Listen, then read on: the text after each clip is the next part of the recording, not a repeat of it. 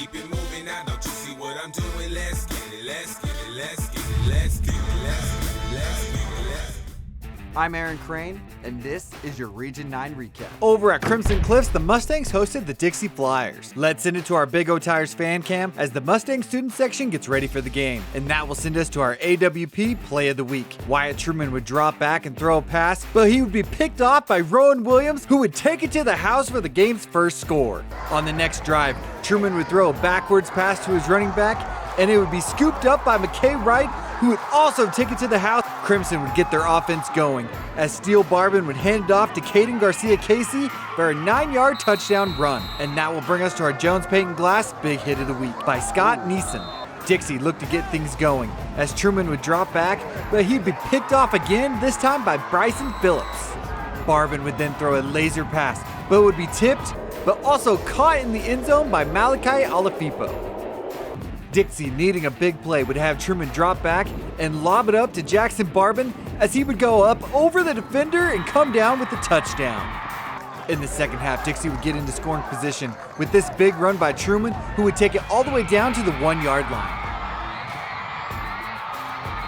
Then it was Silas Russell who would punch it in for the score. Dixie would then go for 2 and get it, and make it a 2-score game.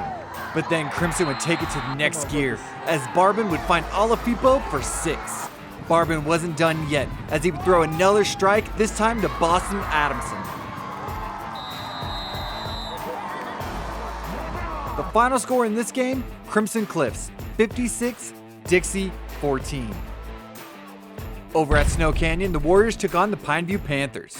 Tank Kelly would drop back and find Cale Johnson for an 8-yard touchdown on the first play of the second quarter.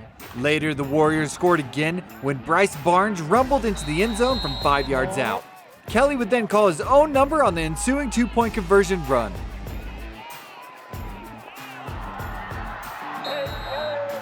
In the third quarter, with Pineview driving, Ryder Holt snagged his second interception and took it back for an 80-yard touchdown.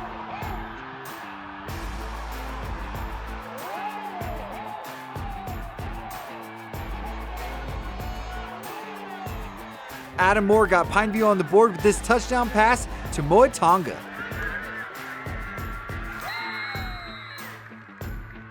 But Snow Canyon iced the win with this 95-yard pick 6 by Mikhail Swinson with 1 minute left.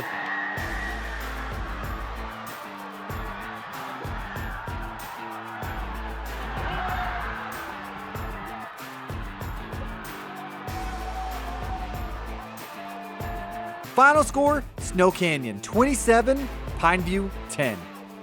Up in Cedar, the Reds hosted the Desert Hills Thunder. The Thunder struck first with this touchdown run by Titan Mason.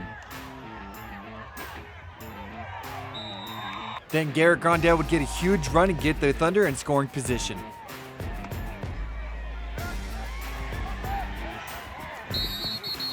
Then it was Mason finishing off the drive as he bulldozed his way into the end zone.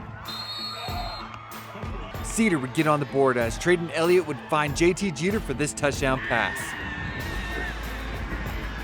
The final score, Desert Hills 42, Cedar 19. The Region 9 recap is brought to you by Finley Subaru, Jones Peyton Glass, State Bank of Southern Utah, Dealer Collision Center, Big O Tires, AWP, Nets on Fire, The Rally Stop, and Intermountain Sports Performance.